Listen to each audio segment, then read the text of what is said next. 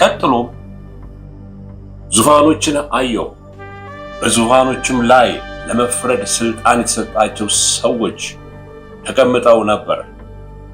ደግሞ ስለ ኢየሱስ ምስክርና ስለ እግዚአብሔር ቃል የተሰየፉትን ሰዎች ነፍሶች አየሁ። እነርሱ ለአውሬው ወይም ለእርሱ ምስል አልሰገዱም፣ በግንባራቸውም ወይም በእጃቸው ላይ የአውሬውን ምልክት አልተቀበሉም። እነርሱም ከሞት ተነስተው ከክርስቶስ ጋር 1000 ዓመት ነገሱ።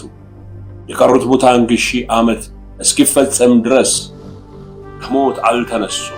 ይህ የመጀመሪያው ትንሣኤ ነው። መጀመሪያው ትንሣኤ ተካፋይ የሚሆኑ ብፁዓን እና ቅዱሳን ናቸው። ሁለተኛው ሞት በእነርሱ ላይ ስልጣን የለውም። ነገር ግን የእግዚአብሔርና የክርስቶስ ካህናት ይሆናሉ፣ ከእርሱም ጋር 1000 ዓመት ይነግሣሉ።